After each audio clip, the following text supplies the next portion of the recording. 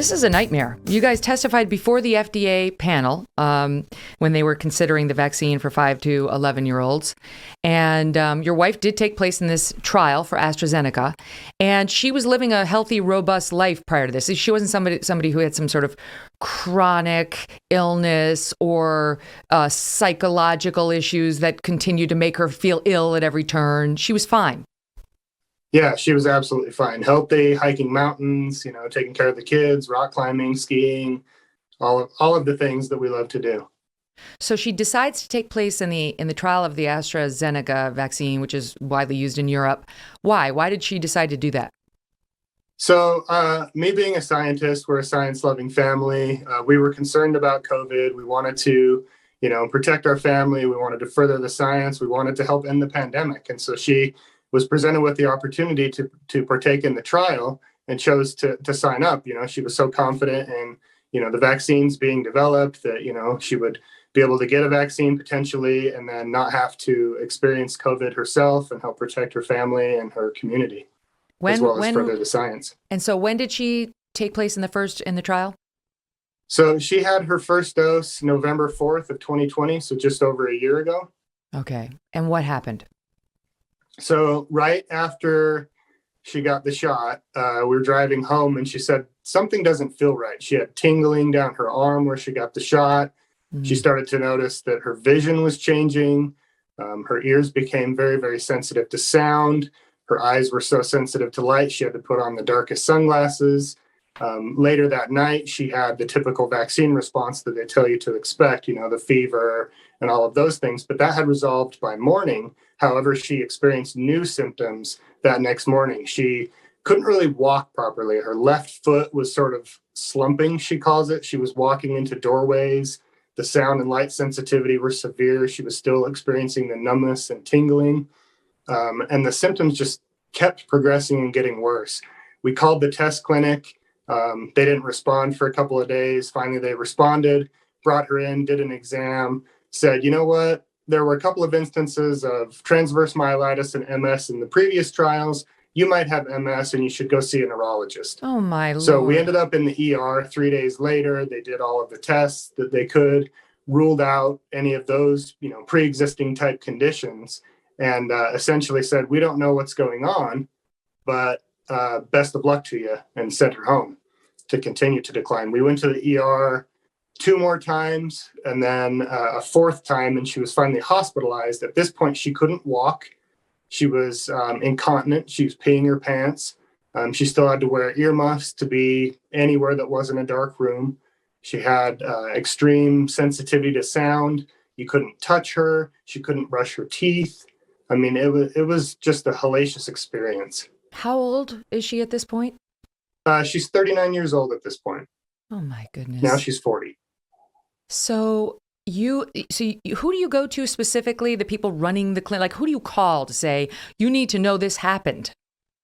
Right. So each of the clinical trials, they're essentially performed by all these trial sites in all of the different states and cities.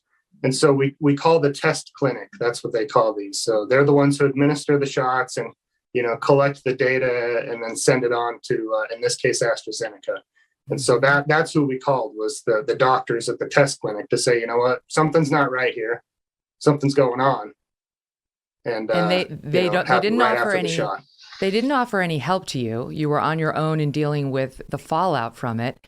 And then right. It seems like, the other shoe to drop was when you saw her negative outcome was not included in the results of the clinical trial? Right. So the clinical trial report wasn't released until last month, but I was a little bit suspicious given that the test clinic sort of didn't seem super interested. The feedback we were getting from AstraZeneca was essentially, we need a diagnosis.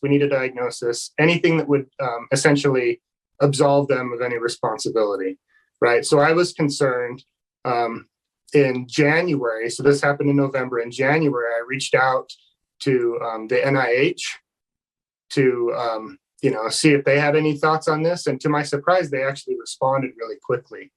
We had a telehealth visit with doctors at the NIH. They wanted to bring her out for testing and possible treatment. However, this was January, and the NIH is located in Maryland, and around this time we had a lot of civil unrest and other things going on. They weren't sure with the inauguration if they could safely bring her out, and so they weren't able to bring her out at this time. They offered to talk to her doctors locally to try and get them to perform the proper tests to come to a proper diagnosis.